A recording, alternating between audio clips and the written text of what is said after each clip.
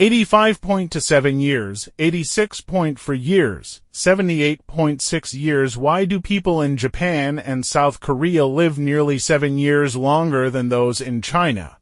The answer lies in systems you can't see. When an elderly resident of Osaka with hypertension goes to pick up his prescription medications, he only pays 2,000 yen, about $13 after insurance. This isn't luck, it's Japan's national health insurance at work. This insurance covers 99% of Japan's residents. For those earning less than $10,000 a year, annual medical costs are capped at $3,000, eliminating the fear of going bankrupt due to illness. South Korea's medical system is similar, with its mandatory national insurance covering 97% of citizens and covering 60 to 80% of cancer treatment costs. Their secret: accessibility. Japan has 65.4 hospitals per million people, ranking second in the OECD, and one private clinic for every 1,186 residents. Even remote towns have fully equipped clinics thanks to policies that incentivize senior doctors to work locally. Comparing this to China's 2023 data, while 95% of people have basic insurance, out-of-pocket costs remain high. Rural residents pay 34% of medical expenses upfront.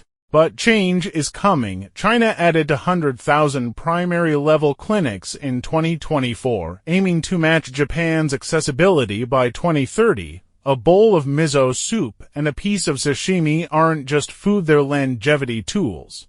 Japan's Harahachibu, eating until 80% full principle, cuts calorie intake by 25% and slows aging by 2 to 3 years.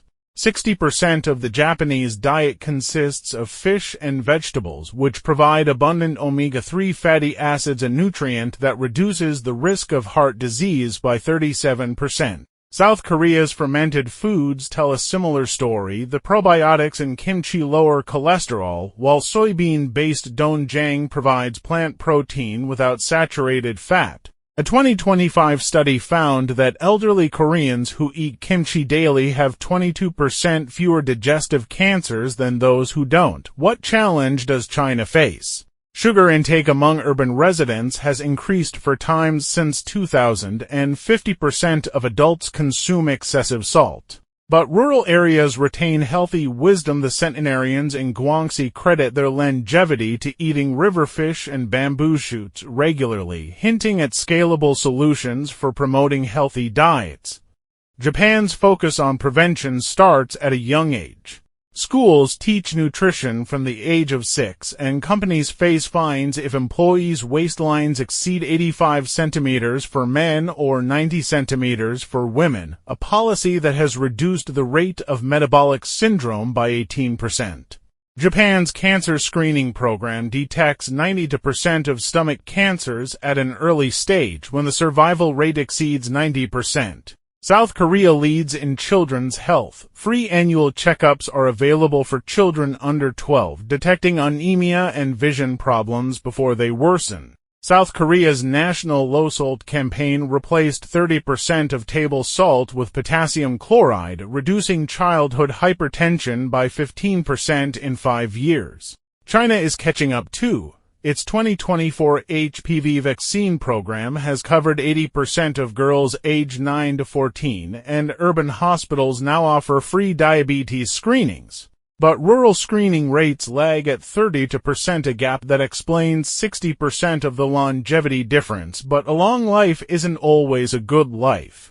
With 30.1% of Japan's population being elderly, 1 out of every 4 seniors lives below the poverty line. 28% of 70-year-olds still work just to earn enough money for medicine. South Korea's elderly poverty rate is even higher at 45%, the highest among OECD countries. What is China's advantage? A younger population, 14% elderly, and growing retirement savings. The 2025 Elderly Care Act will build 10,000 community nursing homes, which is expected to avoid Japan's working until death crisis. Since 1949, China's life expectancy has increased by 43 years. The question now isn't why the gap exists, it's how fast can we close it.